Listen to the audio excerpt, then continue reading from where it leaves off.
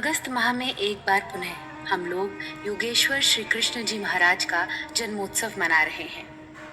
वही भगवान कृष्ण जिन्हें पौराणिकों ने लीलाधर, रसिक, गोपी प्रेमी, कपड़े चोर, माखन चोर और न जाने क्या क्या लिखा, जिससे उनका मनोरथ तो पूरा हो गया, लेकिन कहीं न कहीं योगीराज भगवान श्री कृष्ण का वास्तविक चरित्र नष्ट हो गया।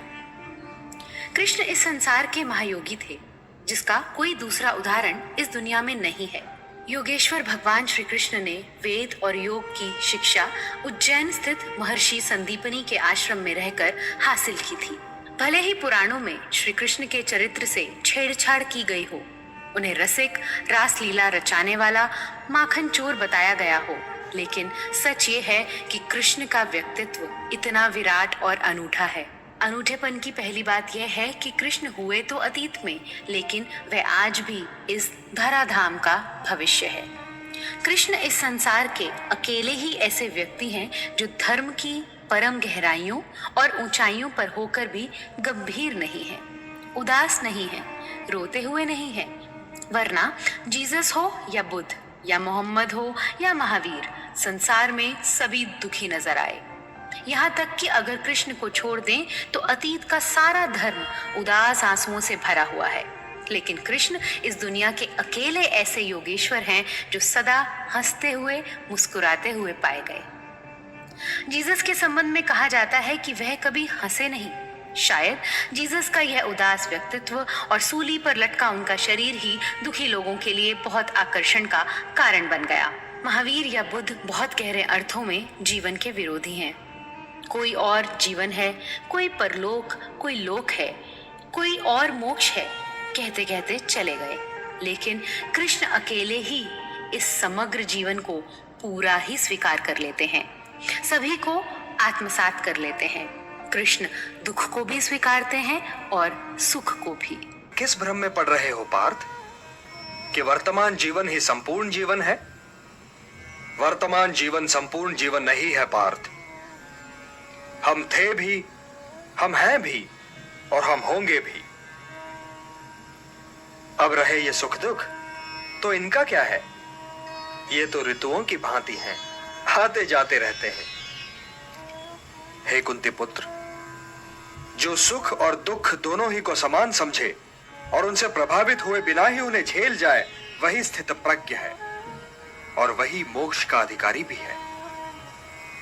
मात्रा स्पर्शास्तु कौन्तेय शीतोष्ण सुख दुख दाह आगमापायिनो नित्यान तान तितिक्षस्व भारत। शायद यही कारण है कि कृष्ण को छोड़कर पूरी मानवता के इतिहास में कोई नहीं है जो जन्म लेते ही हंसा हो। सभी बच्चे रोते हैं।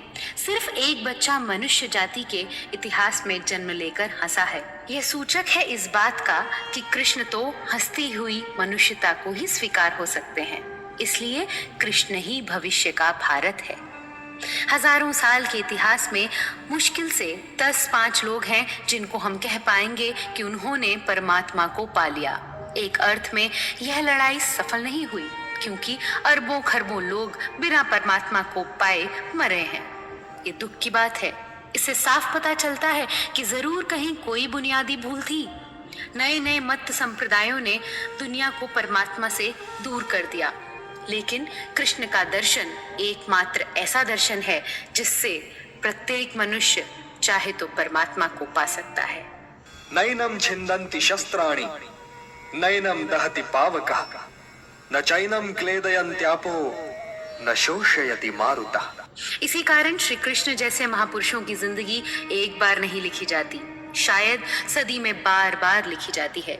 हजारों लोग लिखते हैं, हजारों व्याख्याएं होती चली जाती हैं, फिर धीरे धीरे श्री कृष्ण की जिंदगी किसी व्यक्ति की जिंदगी नहीं रह जाती। तब श्री कृष्ण पुजारियों के व्यापार हो गए, संस्थाओं की दान पेटियों में कान्हा बन जाते हैं, वे राधा के प्रेमी हो जाते हैं, वे रासलीला के श्री कृष्ण बन जाते हैं, वे गोपियों के कान्हा हो जाते हैं, फिर वे गीता के वो कृष्ण कहाँ रह जाते हैं जो मानवता को कर्मयोग का रास्ता दिखाते हैं। इसलिए पुराणों के चश्मे से श्री कृष्ण को नहीं समझा जा सकता, क्योंकि वहां सिवाय मक्खन और चोरी के आरोपों के अलावा कुछ नहीं मिलेगा। इस्कॉन के मंदिरों में नाचने से श्री कृष्ण को नहीं पाया जा सकता। इसके लिए अर्जुन बनना पड़ेगा, तभी कृष्ण को समझा जा सकता है। जिसे सत्य असत्य का ज्ञान है वही परमात्मा के निकट है। श्री कृष्ण जैसा कोई दूसरा उदाहरण फिर पैदा नहीं हुआ। यदि स्त्री जाति के सम्मान की बात की जाए तो श्री कृष्ण जैसा दूसरा उदाहरण नहीं मिलेगा। बुद्ध ने स्त्री को दीक्षित करने से मना किया, महावीर ने तो उसे मोक्ष के लायक ही नहीं समझा। मोहम्मद ने उसे पुरुषों की खेती कहा तो जीसस ने उनके बीच प्रवचन करने से मना कर दिया। लेकिन इसके विपरीत श्री कृष्ण ने शायद भूलकर भी जरा सा भी अपमान किसी स्त्री का नहीं किया। जरूर उस समय स्त्री जाति श्री कृष्ण का सम्मान करती रही होगी, लेकिन इन झूठ के ठेकेदारों ने खुद नारी जाति का शोषण करने के लिए योगीराज के महान चरित्र को रासलीला से जोड़ दिया। जो समझने की बात थी उसे कोई समझ नहीं पाया। भला कहाँ रासलीला और कहाँ युद्ध का मैदान, उनके बीच कोई तालमेल नहीं है। इसलिए श्री कृष्ण के एक एक चेहरे को लोगों ने पकड़ लिया। जिसे जो चेहरा अच्छा लगा उसी को छांट लिया, बाकी चेहरों को उसने इनकार कर दिया। जबकि कृष्ण एक ही है, उनका एक ही रूप है और वह है योगेश्वर श्री कृष्ण। इसलिए भविष्य के संदर्भ में कृष्ण का बहुत मूल्य है और हमारा वर्तमान रोज उस भविष्य के करीब पहुंचता है जहां कृष्ण की प्रतिमा निखरती जाएगी और एक हंसता हुआ धर्म, एक नाचता हुआ धर्म जल्दी निर्मित होगा। एक नए युग का आरंभ होगा। दुनिया के लिए योगेश्वर कृष्ण की बड़ी सार्थकता है। जब सबके मूल्य फीके पड़ जाएंगे और द्वंद्व भरे सब मत संप्रदाय पीछे अंधेरे में डूब जाएंगे या इतिहास की राख उन्हें दबा देगी, वो खत्म हो जाएंगे, तब भी श्री कृष्ण जी का अंगार चमकता हुआ रहेगा, तब भी सनातन धर्म का सूर्य चमकता रहेगा। आप सभी को योगेश्वर श्री कृष्ण के जन्मोत्सव की हार्दिक शुभकामनाएं।